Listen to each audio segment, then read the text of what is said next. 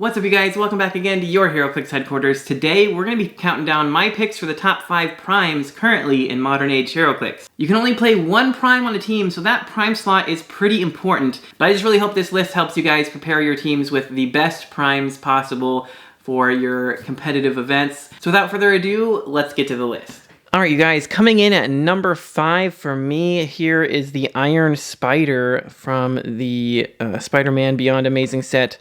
Now, I will say right off the bat, this number 5 spot was really close for me. I'll just spoil one of the honorable mentions now. I think Prime Wonder Woman is very, very good, and definitely could have taken the number 5 spot. However, I just personally like Iron Spider a little bit more. I think he does a little bit more for less points. So we'll take a look here at why I think he is so good. First of all, he's got Sinister Syndicate team ability. Then his trait here says friendly characters have the Sinister Syndicate team ability. If they already have it, then they have Safeguard Outwit. So he's either giving your whole team a team ability, or all of the ones that already have it just get out Safeguard Outwit. So he could potentially give your whole entire team Safeguard Outwit if you're on like a Sinister Syndicate theme team or something. So that's pretty nasty, especially because you can play him for only 30 points if you want. So that is really good for only 30 points to just give that to your whole team. And then you got Charge, Flurry, Plasticity, and Stealth on his special movement power that he has for his whole dial. And that Charge with that improved movement for elevated and characters is really nice to get around where you need to, when you need to. Then he's got Leadership, Outwit, Shape Change. When Iron Spider uses Leadership and succeeds until your next turn, he has opposing characters within range can't use the effect of equipment. So again, a bunch of good powers there on his special power. And then if he succeeds on his Leadership, he knocks out the effect of all opposing equipment within range, just turns it all off. So that's very, very powerful, both offensively and defensively, depending on what your opponent has equipped on what characters, etc. It can really mess up their strategy. It can, turn off things that are crucial to their plays and everything. It can stop them from generating constructs. It can stop them from using Defend or Perplex or Prob or whatever if they have like the Darkhold or Carter Shield. Could stop them from sidestepping and breaking things if they had Hulk, or picking things up if they had Sakari and Iron Man, that kind of stuff. So there's a lot of just equipment that's really vital to people's strategies that turning that off can really mess them up.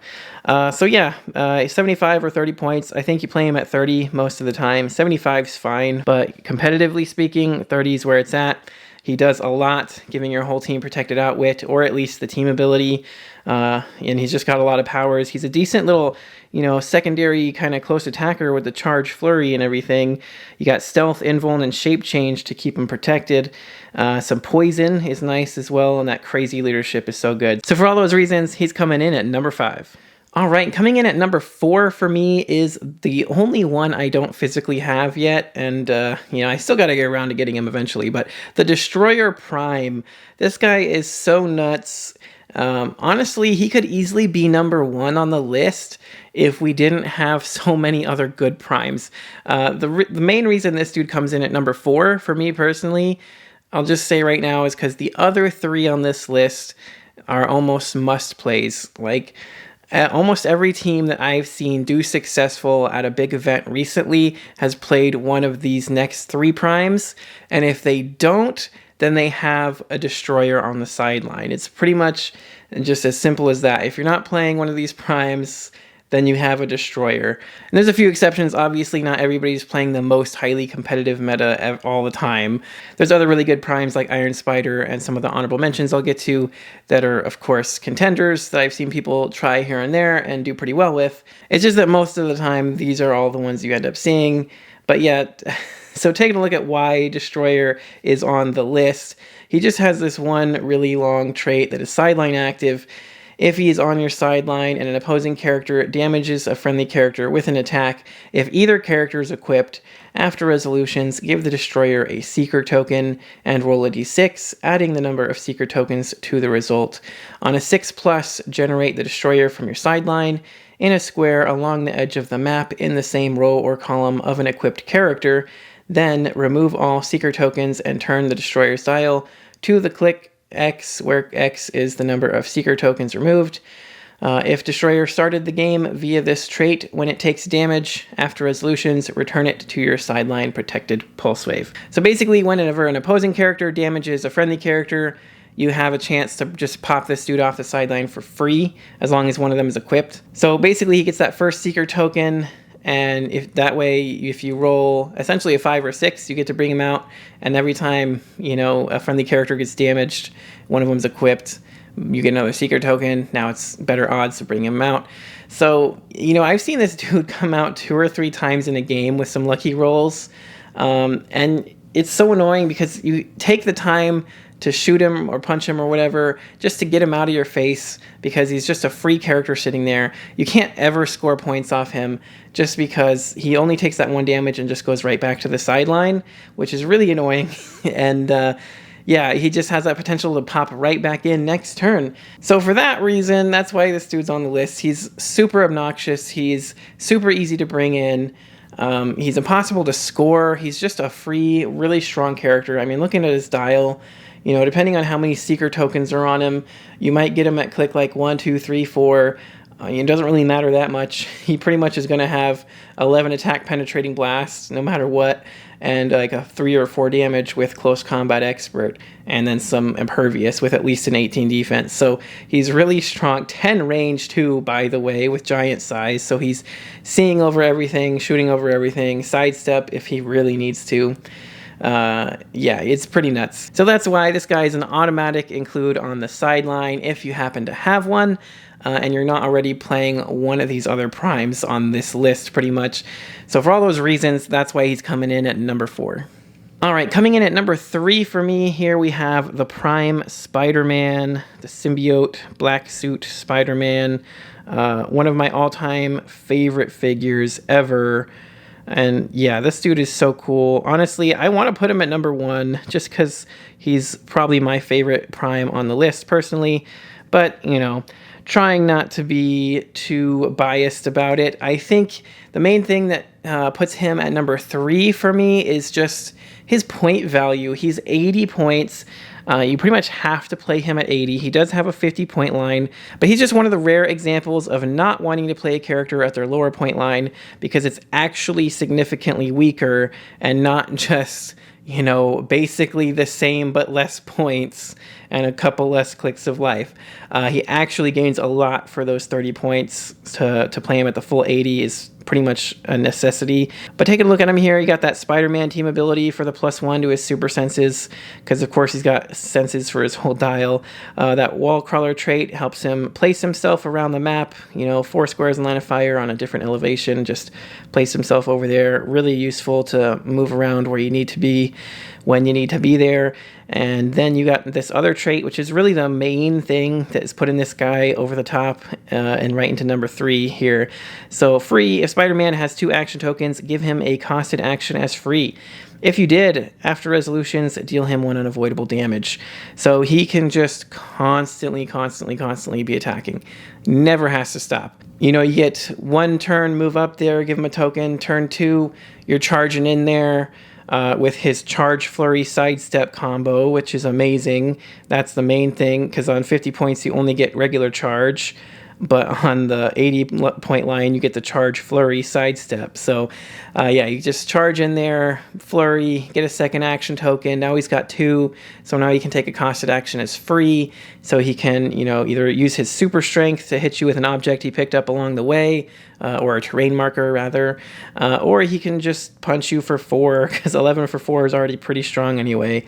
And yeah, he can just deal massive damage. If he didn't actually have to use charge to then use the free for flurry, and he just maybe sidestepped and flurried as an actual close action, then you could take the free action from his trait to flurry again. The only reason you can't do it is if you use it with charge, because you can't use the same free action twice, and that would be the same free action basically. So yeah, you can potentially flurry twice in a turn for 4 attacks if he hasn't charged on one of them. So yeah, it's just massive attacks, massive amounts of damage with the starting 4 damage and the super strength especially. And then he's got close combat expert on the next 2 clicks, so he's still dealing 4. And yeah, he's just a raw damage output. You got super senses impervious, that's protected outwit. so that is insane. On the defense, you got a 50-50 rollout as well as another rollout that still reduces damage in case you do get hit. So yeah, very, very powerful. The Perplex helps if you need to up his movement or his attack or his defense, whatever. Perplex is just nice to have. So yeah, basically the Spider-Man just has the capability of dealing more damage than just about any other character in the game on his own. Plus he has an insane amount of mobility on his own, and he's well defended with his special defense power. All in all, he's just amazing. And because he's got the symbiote keyword, he can also start equipped with the black symbiote. I think is the best as far as which one he gets for free, because he gets that for free. And that gives him stealth on top of everything, as well as steal energy, which top dial steal energy for him is really nice because he takes that unavoidable when using the subconscious crime fighting trait. So it helps him, take the unavoidable for that and then heal up for the steal energy after resolution. So that helps keep him top dial. Otherwise, I've also found and seen firsthand that the all black, the Necro Sword from the Spider-Man and Venom Absolute Carnage set is one of the other best equipments you can possibly put on him. That gives him Giant Reach 2, and opposing characters can't use super senses or shape change, and can't reduce damage below 1 during his attack. And that's been ruled that will also include during knockback. And because he has super strength, he can deal knockback on all of his close attacks. So he can deal knockback that can't be reduced below 1 with the sword. They can't use super senses shape change. So he's dealing massive damage, can't be reduced below 1, can't roll out of it. It's insane. I do love using him with the all-black Necro Sword. He's just a monster to deal with. Only downside to that strategy is that he doesn't have the capability to heal top dial, so he's, a lot more susceptible to losing a few clicks off of his own trait. It's nice if you have somebody around with support to help him out, but regardless, he can deal the most amount of damage of any Heroclix figure in the game right now on his own in a single turn. So for that reason, he's coming in at number 3. All right, coming in at number 2, we have the Prime Hulk. And this dude is just insane for only 10 points. You can play him at 90 or 10, and there is no reason to ever play him at 90. If you're playing him at 90, what's wrong with you? Come on. I mean, I respect you, because why not? That's more fun, I guess. But no, you got to play this dude at 10.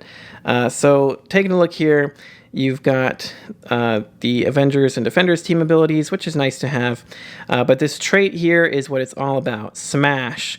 If Hulk started the game on his red starting line, he may only heal from his Path of Destruction trait, and when he does, he may heal past his starting line. So he starts here on the last click, number 9, for 10 points, and he can heal past his starting line with his Path of Destruction trait, which is when Hulk destroys one or more pieces of terrain after resolutions, heal him 1 click. If it was a terrain marker, roll a d6 and heal him half the result instead. Now, actually, that was errated. So now I think it says something along the lines of when Hulk is given an action and destroys one or more pieces of blocking terrain, etc., etc. So it's a little bit different now, and then, after resolutions you heal or whatever, but it doesn't combo with things that give him a move. Unless it's a move as free. So there are characters, namely the Dark Phoenix Chase from this Avengers 60th set. So Dark Phoenix has a special power where she can move, and then one of your other friendly characters with the Brute keyword, or sorry, 2 technically, but 2 of your other friendly characters with the Brute keyword can then move also. But based on the wording, it's not giving them a move as free, so it's not giving Hulk an action. It's just a different action that's allowing him to move. So it's a little complicated, but basically, if somebody else is giving him an action to move, he can't do it unless it's specifically giving him a free action to move. And based on the wording of a lot of them, they don't do it like that anymore. Anyway, regardless of that, I just want to make that clear for anybody that didn't know. But he's still super overpowered, it doesn't even matter. Those effects are still really, really good to help get him into position because he does have pretty low movement, but he can still be healing a ton off of that trait all the time. And you can kind of cheat it. Obviously, the main thing you want to equip him with is going to be the Cloak of Levitation, because that gives him sidestep, which is a free action to move. And you can just place a bunch of blocking terrain in front of your starting area now. So you can just, take a sidestep through it, roll a d6 because it's a terrain, potentially heal, 1, 2, or 3 clicks. As long as you heal at least 2, then he gets to his charge, and then he can use charge to charge through another object, or terrain marker, I should say. And then he can use a destroy action on a third one, triggering it twice. So that way he could potentially heal 2 or 3 more per, terrain. So let's say average, you roll a 2, right? Maybe you roll a 1 and then maybe you roll a 3. So average, you roll a 2 most of the time. So 1, 2, 3, 4, 5, 6. By turn 1, you can get him to click 3 pretty easily. It is not even hard. It is pretty much the average of what happens. He ends up being 8 movement charge, 11 attack, super strength, 18 invincible, 3 damage with close combat expert. And then your opponent just has to deal with that. He has 10 points with now about 7 clicks of health with damage reducers, which, by the way, his other trait here I forgot to mention gives him willpower, and his defense powers have protected outwit. So you can't even if you can manage to get him to the invincible, you can't outwit it, you can't penetrating blast it. It's just stupid overpowered. He can charge, picking up an object, breaking it over your head, healing some more, and doing 3, 4, potentially 6 damage, 7 damage if he's top dial. Of course, he has improved movement to destroy the blocking terrain, which works for his trait to heal him up. So yeah, he's super ridiculously overpowered for only 10 points. It's almost like you're getting 80 points for free most of the time. 9 times out of 10, I see this guy played, he just literally just doesn't die ever. It's because it's so annoying as an opponent to this figure. You're faced with the choice of either ignoring him and letting him just run rampant and damage your figures with his high damage values, or you commit to him and you commit and overcommit and just try to knock him out. And it's really hard. I've done it a few times myself, but if you have things like Scarlet Witch to just knock out his powers altogether, that gets around the protected outwit thing.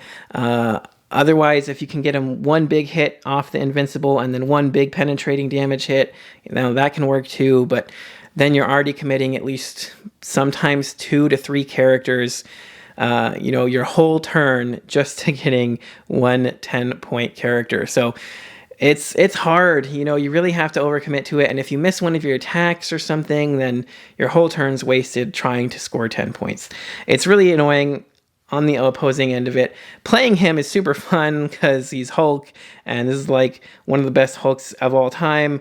And yeah, he's great. So like I said, there's no reason not to play him for 10 points. If you're not playing any other Prime that's crucial to your strategy or something, you might as well throw him on there for 10 points. 15 really, because you need the cloak to really make him brutal. But he's currently one of the best 10 points in the game, and for all those reasons, he's coming in at number 2. All right, as always, before we get to our number 1 pick, we have a few honorable mentions to go through. I already mentioned earlier, Prime Wonder Woman from the Batman team-up set is pretty much my number 6. She's neck and neck with Iron Spider for me. She does so much.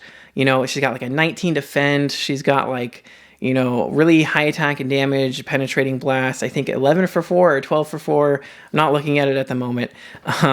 But then, she's got the super duper senses. She's got all this stuff going on for her. She can be equipped with the utility belt and the Green Lantern ring, so she can take free actions to generate constructs. They can do their own thing. She can do a lot of extra stuff from the utility belt, like get ranged combat expert for the +1 attack and damage, get the free smoke cloud to protect herself. There's just so much stuff. She's so good. 70 points, but easily number 6, I think, for primes right now. Although another good contender for like a number 6 spot is actually another one I don't currently have, and that is Absorbing Man. The new prime Absorbing Man from Avengers 60th is for the exact same reason as Destroyer. He's just a free character that just comes into the game. You can't really do anything about it. He's like 125 points, and you just get a free 125 point character if you manage to just bring all of his little pieces together. So it's a little hard to pull off. I haven't personally seen it happen myself yet. I know it can be done for sure. So yeah, if you manage to pull that off, a free 125 point character is super nuts and is right up there with Destroyer Prime for one of the best primes for that reason. A few that I do actually have that we can take a quick look at here. One of my all-time favorites is the Prime Batman from Batman Team Up. I mean, the sculpt on this dude is just freaking gorgeous. 10 out of 10. So freaking cool. One of the coolest primes of all time. I wish he was a little bit better. You know, when he came out, he was, I think, one of the best primes. And then the rules changed and yada yada, and like, you know, we got some more primes, and it's just like, you know, he's not quite as good as he was, but he's still pretty great. He can still also start with the utility belt and the Green Lantern ring. He gets a free smoke cloud that people have to break away from. And then if you're playing him at 100 points, which is another thing, 100 is like, you know, it's a little too much. He gets invincible, willpower, and if he succeeds, he gets +1 all combat values, which if he's got the Green Lantern ring, gives him +1 to the willpower roll, so that's really nice. He's got really good values already, so he's really fun to play at 100. He's really economical at 25, though, because you get barrier, outwit, phasing that can carry up to 8 characters. You get some stealth, the free smoke cloud, and then the ability to generate constructs for free as well. For only 25 points is super nutty. And yeah, like I said, 10 out of 10 sculpt, still one of the coolest primes ever. Another one right here, another personal favorite of mine that I've seen do very well, actually, is the Prime Captain America. I've only played him a couple times. I've seen him be played a few times, and I think people kind of sleep on this Captain America a little bit. He's really, really good. For only 45 points, leadership willpower that can potentially heal a click on a friendly character that shares a keyword anywhere on the map is nuts. He's got ridiculously high combat values for his point value. You know, 8 movement charge, 12 attack precision, 19 toughness, 3 damage, close combat expert. So 13 for 4 already. Avengers team ability gets him up to a 14 pretty easily. His shield trait gives him knockback and energy shield deflection. And range, gives a range of 4, improved targeting adjacent to make a range attack. If he made a close attack this turn, he may use this as free instead. That's super good. You know, you charge in there, knock them back into a wall, get a free range attack, knock them back into a wall again. Very good. And then he's got another trait that when it's not your turn, friendly characters are immobile, and when it is your turn, opposing characters can't use immobile, so they can't not be knocked back by him. So really good. He gets a lot of free knockback damage in, a lot of free attacks. His stats are really ridiculously high. He's healing people. He's just doing so much for your team. For only 45 points, he's really great. And then I really like this Thor. I think people haven't really paid much attention to this Thor either. I personally like him a lot. You know, he's not really quite top 5 material, but I think he's pretty cool. Traded Pulse Wave that if you roll doubles can deal 3 damage is nice. A little hard to pull off, though. He does have Power Cosmic and Mystics, which are 2 of the best team abilities in the game. 150 or 75 points. Both of them are pretty playable. Probably going to see 75 more often than not if you do see this guy played. I just really like this trait here, though. At the beginning of the game, choose a keyword or team ability. Opposing characters with the chosen keyword or team ability modify damage -1 when attacking Thor or an adjacent friendly character. That is huge in my opinion. Minusing damage is a really big thing. It's really hard to do that right now. So I think that helps a lot. You got energy shield deflection and impervious on his defense, as well as range combat expert and shape change on his damage. So, you know, you got potentially 12 for 5 penetrating, or 13 for 5 penetrating, or 12 for 4 penetrating. And, you know, you got the impervious, shape change, ESD combo that's all can't be outwitted, so that's pretty good. And you got permanent pulse wave, which can potentially hit for 3, which is pretty nuts too. Some steel energy and hypersonic helps him heal up too. And he's lowering all the damage values, so he's pretty great. But those are just a few of the honorable mentions. There's a lot of other great ones in Modern Age currently. But without further ado, let's get to the number 1 pick. All right, but in my opinion, the number 1 prime right now is actually Mad Jim Jaspers. This dude is just nuts. All the different kinds of things you can do that he allows you to do is just crazy. So he's got his orange suit there, classic. But yeah, just taking a look at what he can do here. If you don't already know, he's got this trait here, which is pretty much the main reason he's my number 1 right now. It says, free, choose an equipped friendly character within range and line of fire. Replace their equipped equipment with another equipment of equal or less points from your sideline. And then you have power, once per game. Choose a friendly unequipped character within range and line of fire, and choose an equipment from your sideline. Equip the chosen character with the chosen equipment. So this guy is just crazy. He was already insanely good, but with the updates to the equipment rules, he got like so much better. It's crazy because now that characters can start out equipped with certain things for free, like you pay 0 points to equip it, you know, if they have the certain keyword or whatever. For example, the lanterns with their lantern rings. He can now, you know, you can put like a different lantern ring on the sideline or some other 10-point equipment or less. And you can basically just swap out their rings several times throughout the game so you can give them different effects. Among other things, you could give them a dark hold, something like that, you know. So that just gives you a whole gigantic toolbox of just different things you can do the whole time. And of course, once per game as a power action, you can just equip, you just get a free equipment on an unequipped character. And the things that allows you to do is just next level stuff. It's like, the best equipment right now, one of the best equipments and one of the most expensive equipments is the all black necro sword. So being able to just get a free 15-point equipment on any of your characters is pretty nuts. And, you know, it doesn't have to be that. It could be literally anything. And because giants and colossals and tiny sized characters can all be equipped now, they just can't be assigned an equipment at the start of the game. So you could actually equip, you know, one of your colossal carnages or something. You know, there's just so much crazy stuff you can do with that. And it's really good now also because you can have a character start unequipped. And if your opponent has somebody like, you know, the dreaded King Killmonger that has the 50-50 rollout against equipped characters, or Scarab that can see through characters that are equipped, all that kind of stuff, you can basically just choose to leave your person unequipped. And if you feel like, you know, the equipment would be useful, then you can take that power action to get it later. So yeah, it's just so good. All the different strategies you can use with it is crazy. And then, you know, that's just not even looking at the rest of what he can do. He's got Super Senses, Barrier, and Barrier as free, but only to generate 2 markers. So of course, that's great. And then he's got Power Cosmic, so you can't outwit him. He's only 35 points. He's got 5 range for those that trait. Triple target with a 12 attack in cap, so he can at least be like in capping stuff if you really have to. Phase teleport to get around, and just a full dial with that special defense power for the unoutwittable super senses and barrier is really nice. Some perplex as well, so he can be perplexing things. And if he does take a hit, you know, you got pulse wave, so he can do some damage that way as well. Yeah, this guy is absolutely nuts. The free barrier and perplex is great, but really that just equipment swapping throughout the game is just next level. And like I said, with all the new equipment rules, starting equipped, characters that can start equipped for free can still have their 10-point equipment swapped with something else. Just getting a free equipment whenever you want throughout the game can really turn the tides. It's really great. So yeah, like I said, this dude is just like next level right now. He does so much ridiculously crazy powerful stuff at the moment for only 35 points.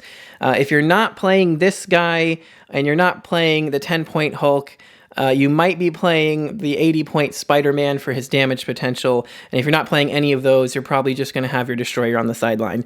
It's really those top 4, in my opinion. The 5th spot is kind of just personal preference of like what characters you like, because there's a bunch of good primes right now. But in my opinion, those are all the best ones. Let me know your thoughts in the comments. But for all those reasons, that's why he's coming in at number 1. Alright you guys, so that's going to do it for yet another top 5 list. As always, if you enjoyed it, make sure you smash that like button because it does help me out a lot. Let me know all your favorite primes down in the comments. Did I forget one maybe? Let me know. If you think there's any better than I picked, go ahead. I'd love to talk about it with you guys in the comments. But don't forget to click that subscribe button so you don't miss any future videos. And if you'd like to help support the channel even more, make sure to check the links in the description for our Patreon, as well as check out that member join button down there for the YouTube memberships, so you can see your name here in the credits with all these other awesome people. For as little as $1 a month on either one, you get entered into our monthly giveaways. I try to give away some pretty cool stuff every time, so make sure to check that out if that interests you. But that's gonna do it for this one. Thanks again so much for watching. Till next time, this has been Heroclix Headquarters, signing off.